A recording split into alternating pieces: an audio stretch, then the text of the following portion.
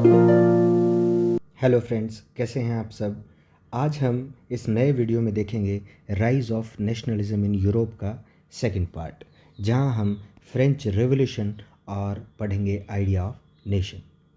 French revolution जो था वो नेशनलिज्म के क्लियर एक्सप्रेशन के साथ आया था, बिकॉज फ्रेंच रेवोल्यूशन से हमने 9th में भी देखा लिबर्टी, इक्वेलिटी एंड फ्रेटर्निटी, ये 3 बेसिक आइडियाज़ और बड़े आइडियाज़ लिए हैं और इसी से फ्रेंच रेवोल्यूशन वर्ल्ड पे इम्पैक्ट छोड़ पाया।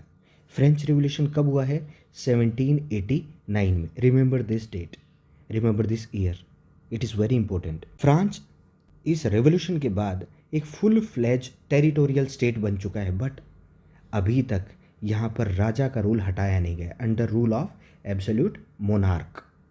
But after the political and constitutional changes, French revolution होने के बाद जो सारी सोवरेनिटी की पावर्स होते हैं डिसीजन मेकिंग पावर्स, जिसमें इंटरनल और एक्सटर्नल फैसले जो भी सुप्रीम अथॉरिटी होती है वो फ्रीली ले सकती है, तो वो मोनार्की से फ्रेंच सिटीजन्स की एक नेशनल असेंबली नाम से बॉडी बनाई गई थी, उसके पास चली गई थी।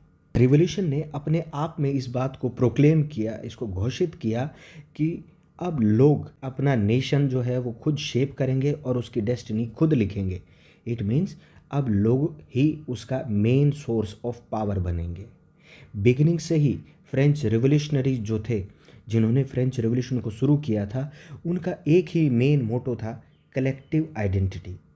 जैसा कि हम जानते हैं एक नेशन को बनने के लिए क्या बेसिक रिक्वायरमेंट है, तो वो है कॉमननेस। इसमें कॉमननेस में कॉमन क्या होना चाहिए?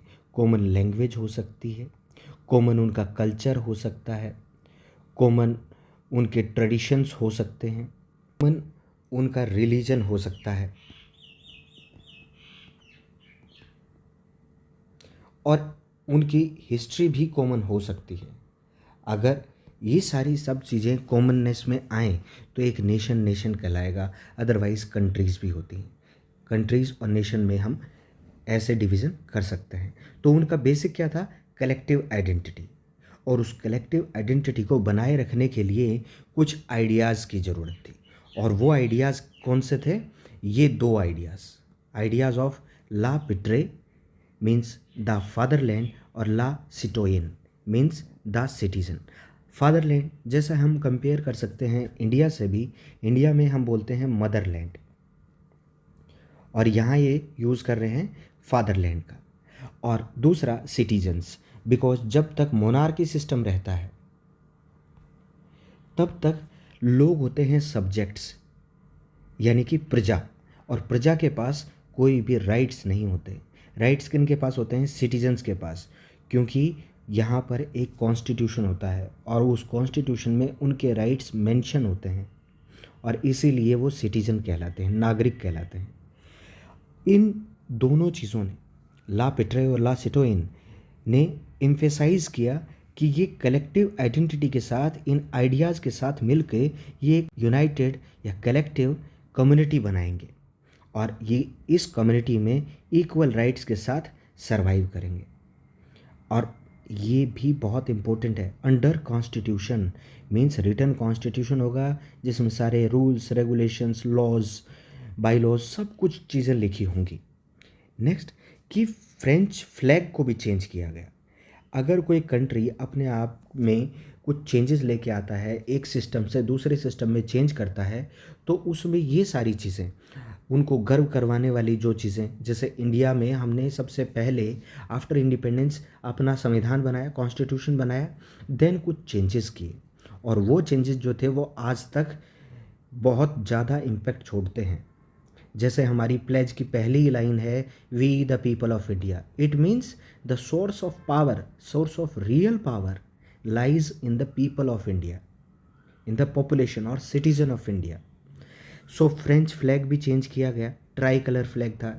वैसे तो इनका जो ट्राई कलर फ्लैग है वो इस फॉर्म में है, बट हमारा जो है ये वर्टिकल फॉर्म में है, और हमारा जो है वो हॉरिजेंटल फॉर्म में है, ऐसा ट्राई कलर फ्लैग है। इस फ्लैग ने, इस रॉयल स्टैंडर्ड के फ्लैग को, जो स्टेट जनरल थी, उसको चेंज कर दिया गया, क्योंकि फ्रेंच रेवोल्यूशन से पहले फ्रांस में 3 टाइप की स्टेट्स हुआ करती थी। कौन सी? Clergy, nobleman and then peasantry. अब जैसे पावर उनमें डिस्ट्रीब्यूटेड थी, टैक्स सिस्टम जैसे डिस्ट्रीब्यूटेड था, वो सब कुछ अब चेंज कर दिया गया है। अब पावर चली गई है नेशनल असेंबली में। जो एक्टिव सिटीजन्स थे फ्रांस के, उन्होंने अपने रिप्रेजेंटेटिव्स को चुना है और इस नेशनल असेंबली में बिठा दिया है for the rule formation. New hymns, जो नए गीत कंपोज किए गए, जैसे इंडिया में भी हमने देखा कि इंडिपेंडेंस मूवमेंट के टाइम पे भी और आफ्टर इंडिपेंडेंस हमने उनको माना है, जैसे नेशनल सॉन्ग, नेशनल एंथम, ये सारे ऐसे गीत हैं, ऐसे हिम्स हैं जो हमने अपनाए हैं अपने आज़ादी के बाद। ओथ्स ली गई, जैसे प्लेज ली जाती है, और यहाँ पे भी ऐसी ही एक प्लेज ली गई कि जो स्वतंत्रता हमने इतनी लड़ाइयों के साथ, इतने संघर्ष के साथ ली है, लड़ाई लड़ी है, हमारे बहुत सारे लोग भाई बहन शहीद हुए हैं, वो हम ऐसे ही दोबारा से जाने नहीं देंगे। हालांकि हमें पता है कि फ्रांस में बाद में नेपोलियन का रूल आया और कैसे सारे चेंजेस हुए, बट स्टिल उन्होंने बहुत ज़्यादा प्रयास किए हैं। उसके लिए एक ओथ भी दिलाई गई है। देखिए बहुत सारे लोग, एक इंसान जो है वो ओथ दिला रहा है, उसके बाहर से बहुत सारे लोग इसी हॉल में खड़े हुए हैं। जो शहीद थे उनको याद किया गया। जो एडमिनिस्ट्रेटिव सिस्टम था वो सेंट्रलाइज कर दिया गया। इट मीन्स ज़्यादा पावर जो थी वो नेशनल असेंबली को दे दी गई, और नेशनल असेंबली एक ऐसी सेंटर बॉडी बन गई जहाँ से रूल फॉर्मेशन होता था, जहाँ से लॉज जो थे बनते थे और लोगों के पास डायरेक्शंस, इंस्ट्रक्शंस जाते थे। यूनिफॉर्म सिविल लॉज बना दिए गए। यूनिफॉर्म सिविल लॉज, यूनिफॉर्म मतलब एक जैसा, सिविलियंस के लिए कानून बनाए गए। अब कोई भी भेदभाव, क्लास डिवीज़न जो कि पहले था 3 क्लासेस, अब वो कोई डिवीज़न नहीं रहा। सभी के लिए कानून व्यवस्था सिविलियंस के लिए एक जैसी रह गई है। इंटरनल कस्टम्स एंड ड्यूटीज़ जो थी वो अबॉलिश कर दी गई। जैसे कहें कि इंडिया का अगर एग्जांपल लेते हैं, तो हम कहें इंडिया में एक स्टेट से दूसरे स्टेट में जब ट्रांसपोर्टेशन हो और उसमें टैक्स लगे, तो उससे क्या होगा, एक चीज़ यदि तमिलनाडु से पंजाब की तरफ जा रही है तो पंजाब में जाते जाते वो टैक्स होने की वजह से और भी महंगी हो जाएगी। हम ये मना नहीं कर सकते कि ट्रांसपोर्टेशन चार्जेस तो लगेंगे ही, बट अगर एक स्टेट से दूसरे स्टेट में इंटरनली भी हम टैक्स पे करने लगे तो जो बेसिक नीड्स हैं वो फुलफ़िल करने में उनके जो दाम हैं, उनके प्राइसेस हैं, वो बहुत हद तक बढ़ जाएंगे। और इसी चीज़ को देखते हुए ये चीज़ें अपनाई गई कि इंटरनल कस्टम ड्यूटीज़, सीमा शुल्क जो था उसको फिनिश कर दिया गया, वो ड्यूज़ अबॉलिश कर दिए गए for the upliftment of market system, for the benefit of society in economic sphere, ये सब काम किए गए। Uniform system of weights and measures अपनाया गया, जो कि हम आगे ही इस चैप्टर में पढ़ेंगे। What were the repercussions of different weights and measures in the French society at that point of time. France अब पेरिस में फ्रेंच भाषा का इस्तेमाल करेगा, बोलने में भी, स्पोकन में भी और रिटन में भी। जो कॉमन लैंग्वेज है नेशन की वो हो जाएगी फ्रेंच। ज़्यादातर लिखना और बोलना फ्रेंच भाषा में ही रहेगा। रिवोल्यूशनरीज ने उन्होंने फर्दर इस बात को डिक्लेयर किया कि अब उनका मिशन जो है as a French nation, rest of the Europe को डेस्पोटिज्म या निरंकुश राजा या ऐसा राजा जिसके पास एब्सोल्यूट पावर्स थी, उससे अब उनको निजात दिलाना, फ्री करना है। वो अब उनको भी नेशंस बनाएंगे और उन वहाँ के लोगों को भी अधिकार दिलाएंगे, राइट्स होंगे उनके पास भी, वो भी सिटीजन कहलाएंगे।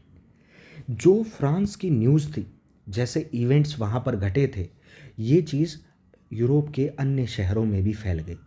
और जैसा कि फ्रांस में देखा गया, स्टूडेंट्स और एजुकेटेड मिडिल क्लास ने मिल के जैकोबियन क्लब्स बनाए, मतलब ग्रुप्स बनाए, जो कि किस आइडियोलॉजी को फेवर करते थे, लिबर्टी, इक्वेलिटी एंड फ्रेटर्निटी। बहुत सारी एक्टिविटीज़ की गई, कैंपेन्स चलाए गए, और यही एक्टिविटीज़ और कैंपेन्स जो थे ये दूसरे यूरोपियन कंट्रीज़ में भी चलाए गए। और यही पहले जैकोबिन क्लब जो फ्रांस के थे, ये ऐसे ही उसी लेवल पे, उसी तर्ज पे rest of the European countries में बने जहाँ पे मोनार्की सिस्टम था। और जब ऐसी आइडियोलॉजी जो लिबर्टी, इक्वलिटी, फ्रेटर्निटी को शो करती थी और वहाँ के स्टूडेंट्स और एजुकेटेड मिडिल क्लास और सो कॉल्ड एजुकेटेड पीपल के पास जब ये चीज़ गई, तो वहाँ के लोगों ने भी बड़ी इसकी सराहना की और इसी से फ्रेंच आर्मीज़ के लिए एक रास्ता खुल गया, एक वे खुल गया कि वो वहाँ जा सके। हॉलैंड, बेल्जियम, स्विट्ज़रलैंड और इटली में भी 1790s तक काफ़ी हिस्से में उन्होंने कवर किया है। सो देखिए मैप में भी आप देख सकते हैं, ये है फ्रांस और फ्रांस के आसपास के ये सब एरिया हैं। ये बेल्जियम है, हॉलैंड, तो यहाँ से क्रॉस करना इजी है, लैंड टू लैंड ही है। देन स्विट्ज़रलैंड है और फिर आप क्या देखेंगे, इटली का भी ऊपर का कुछ एरिया देखेंगे। युद्ध की शुरुआत के साथ ही हम क्या देखते हैं, फ्रेंच आर्मीज़ जो नेशनलिज्म का आइडिया था वो अब एब्रोड लेके जाती हैं। ये आइडिया कहाँ से शुरू हुआ है, फ्रेंच रेवोल्यूशन से। और फ्रेंच रेवोल्यूशन कब हुआ है, 1789 में। आपकी बुक में एक और एल्मेनिक का कवर दे रखा है। इस जर्मन एल्मेनिक के कवर में आप क्या पाएंगे कि ये एक वो दौर है जहाँ पर French armies rest of the European countries में मार्च कर रही हैं, वहाँ जाके इन आइडियाज़ जो कि फ्रेंच रेवोल्यूशन के साथ आए हैं उनको और फैला रही है, बढ़ा रही है, वहाँ पर इस्टेब्लिश कर रही है। उसी समय की ये बात है। जर्मन एल्मेनिक मीन्स जर्मनी के जैकोबियन क्लब का एक मेंबर है जिसका नाम है एंड्रेस रेबमैन। इसने डिज़ाइन किया है और ये डिज़ाइन कब हुआ है, 1798। और फ्रेंच रेवोल्यूशन कब हुआ, 1789 and this is 1798। So shuffling of last 2 digits 98 and 89। Shuffle this and remember this. Now Andreas Rebmann क्या कहता है कि जैसा बेस्टाइल जेल में हुआ था, और बेस्टाइल जेल में हमने क्या देखा था, आप डेट आप खुद बताएंगे, जुलाई के 1789 में कुछ 10,000 मेन एंड वीमेन इकट्ठे हुए और उन्होंने ये सोचा कि अब हम राजा का विरोध करेंगे, राजा के जो नीतियां हैं, पॉलिसीज़ हैं, उनका हम विरोध करेंगे। और राजा के जो मंत्री थे, दरबारी लोग थे, उसके सलाहकार थे, उन्होंने कहा कि राजा जी आपके खिलाफ़ तो बहुत बड़ा षड्यंत्र रचा जा रहा है और आप इसको दबाओ। और इसलिए राजा को सिखाने के बाद में राजा ने कुछ सैनिक हथियार के साथ भेजे। और जब ये खबर उस भीड़ को मिली तो उस भीड़ ने अपने आप के बचाव में क्या किया, बेस्टाइल जेल जो वहाँ के एक डिस्पोटिक रूलर के साइन के रूप में वहाँ थी, तो उसको तोड़ना शुरू किया और सोचे कि वहाँ से हम हथियार लेते हैं और अपने आप को प्रोटेक्ट करते हैं। उसी बीच कुछ लोग भी मारे गए, वहाँ जो गार्ड्स थे वो मार दिए गए, वहाँ के जो कैदी थे वो निकाल लिए गए। इसी दिन को हम याद रखते हैं कि it was the starting day और starting point of French revolution. French revolution यहाँ पर आपको पहली पिक्चर जो दिखाई गई वो दिखाई गई है फ्रेंच बेस्टाइल जेल की, और इसी के सिमिलर वे में एक और फोर्ट्रेस दिखाया गया है, जर्मन प्रोविंस का कैसल का फोर्ट। इससे हमें क्या दिख रहा है कि सिमिलर वे में जो जर्मन आर्टिस्ट एंड्रेस रेबमैन है वो कहता है कि हमें भी वैसा ही कुछ करना पड़ेगा। इलस्ट्रेशन क्या शो कर रहा है, वो कहता है कि the people must seize their own freedom, लोगों को अपनी फ्रीडम के लिए संघर्ष करना पड़ेगा और वो सीज करनी पड़ेगी, जब्त करनी पड़ेगी, उसको छीनना पड़ेगा। राजा अपने आप उनको फ्री नहीं करेगा, राजा फ्रीडम अपने आप उनको नहीं देगा। और ये भी याद रखना है कि रेबमैन कहाँ का रहने वाला है, मेन सिटी जर्मनी का रहने वाला है, जर्मनी के मेन सिटी का रहने वाला है। ये एक आपके बुक में भी मैप दिया गया है, कांग्रेस ऑफ वियना 1815 का मैप है। ये आगे भी यूज़ होगा, हम जब आगे भी इसको देखेंगे, तो आप एक बार पॉज करके इसको देख लें। नाउ जब नेपोलियन था, नेपोलियन ने टेरिटरी ऑक्युपाई की सारी, ये जो भी फ्रांस के आसपास की बेल्जियम और स्विट्ज़रलैंड और ये सब हमने देखा अभी। नेपोलियन ने बहुत सारे रिफॉर्म्स को इंट्रोड्यूस किया था, हालांकि ये फ्रांस में सबसे पहले हो चुके थे और बाद में ये रेस्ट ऑफ द यूरोप में किए जा रहे थे। पर ये देखने को मिले कि नेपोलियन ने इसी के साथ सारी पावर्स अपने हाथ में ले ली थी, और जब सारी पावर्स इनके हाथ में चली जाएंगी तो हम कह सकते हैं कि there was a return to monarchy. तो डिस्ट्रॉय क्या हो जाएगी, डेमोक्रेसी। सो आप ये भी कह सकते हैं कि Napoleon was destroyer of democracy in France after the French revolution. But उसके साथ आप क्या ध्यान रखेंगे, एडमिनिस्ट्रेटिव फील्ड में जो भी चेंजेस आए वो चेंजेस रैशनल और बहुत एफिशिएंट थे। वजह साफ है, जब डेमोक्रेटिक वे से कोई भी डिसीजन लिए जाते हैं तो वो majority of people suppose to be in the support of that law. But यहाँ पर ऐसा नहीं है, यहाँ पर सिर्फ सिंगल हैंडेड फैसले लिए जाते हैं तो वो इजीली पास ऑन भी किए जा सकते हैं। इसीलिए ये नेपोलियन की पिक्चर आप देख रहे हैं, रैशनल और एफिशिएंट फैसले देखने को मिलते हैं even after the establishment of monarchy. उसने बहुत सारे कानून भी इस्टेब्लिश किए, जैसे सिविल कोड इस्टेब्लिश किया है 1804 का, जिसको नेपोलियनिक कोड या सिविल कोड भी बोला जाता है। आपको ऐसे क्वेश्चंस भी देखने को मिलेंगे कि what were the features of या what were the laws made under the civil code of Napoleon 1804। या छोटे सवालों में ये भी आ सकता है नेपोलियनिक कोड को और क्या बोला जाता है, सिविल कोड बोला जाता है। सिविल कोड कब पास किया गया, 1804 में किया गया, किसने किया, नेपोलियन ने किया। तो कुछ हम इनके देखते हैं। ये इसका कवर पेज नेपोलियन की पिक्चर दिखाई दी गई और ये कोड डे नेपोलियन ले ग्रैंड ये लिखा हुआ है, ये ओरिजिनल पिक्चर है। इन्होंने सबसे पहले किया है कि सारी प्रिविलेजेस जो बाई बर्थ मिलती थी लोगों को, अमीर घर में पैदा हुए वही सारी रियासतें, वही सारे रिबेट्स, वही सारे प्रिविलेजेस, वो सब ख़त्म कर दिए गए। या फिर सीधा कहीं राजा का बेटा राजा नहीं बनेगा, जो लायक होगा वही राजा बनेगा। और दूसरा इस्टेब्लिश किया कि इक्वेलिटी बिफोर लॉ, कानून के सामने सब लोग समान होंगे। अब कोई भी व्यक्ति जुर्म करेगा, ऑफेंस करेगा, तो उसको चाहे वो किसी भी क्लास से हो उसको सेम टाइप ऑफ पनिशमेंट मिलेगा। और तीसरा कि राइट टू प्रॉपर्टी, जो पहले सर्फ या एग्रीकल्चरल स्लेव्स के पास प्रॉपर्टी राइट्स नहीं थे, लैंडलेस लेबरर्स के पास प्रॉपर्टी राइट नहीं थे, सभी को प्रॉपर्टी राइट्स दिए गए हैं। और यही सिविल कोड, नेपोलियनिक कोड जो है वो जितने भी फ्रेंच कंट्रोल में अदर कंट्रीज़ थे वहाँ पर भी इसको एक्सपोर्ट किया गया है। जैसे Dutch Republic, Switzerland, Italy, Germany, यहाँ पर भी और भी कई कानून इस्टेब्लिश किए गए हैं। जैसे सिंप्लीफाइड एडमिनिस्ट्रेटिव डिविजन्स, जैसे पहले हो सकता है डेमोक्रेसी के समय में या मोनार्की के समय में एडमिनिस्ट्रेटिव डिविजन्स जो थे वो बहुत कॉम्प्लेक्स रहे हों, जिससे डिसीजन मेकिंग में बहुत समय लगा हो, पेंडिंग रहे हों बहुत सारे फैसले, पॉलिसीज़। तो अब उनको सिंप्लीफाई कर दिया गया है, बिकॉज नेपोलियन चाहता है बहुत ही रैशनल एफिशिएंट वे में काम होता रहे। और नेक्स्ट क्या किया उसने, अबोलिश कर दिया है फ्यूडल सिस्टम को। Then what is feudal system?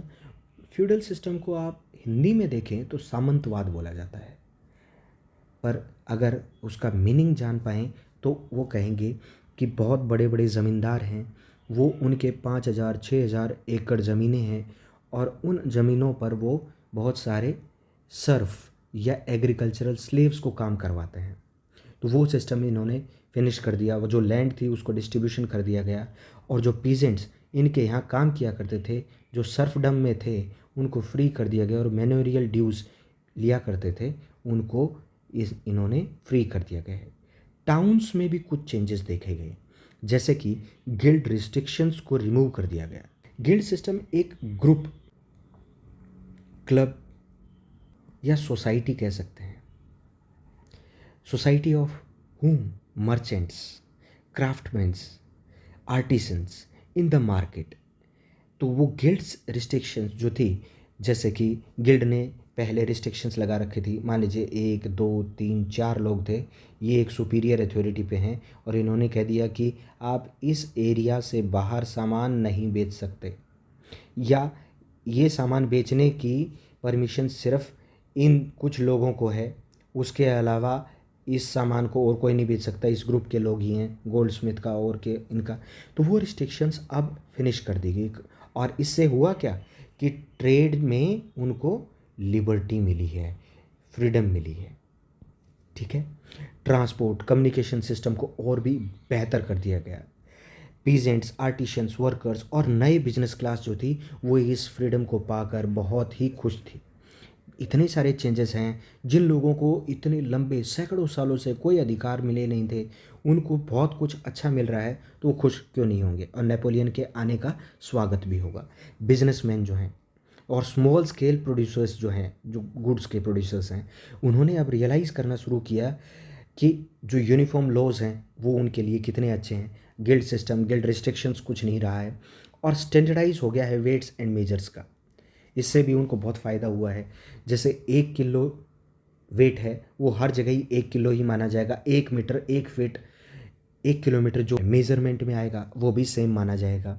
Common national currency कर दी गई, और इससे क्या हुआ, जो कैपिटल का एक जगह से दूसरी जगह एक्सचेंज था वो बहुत ही ईजी हो गया, और ईजीनेस के साथ ट्रेड क्या होगा, फ्लोरिश होगा।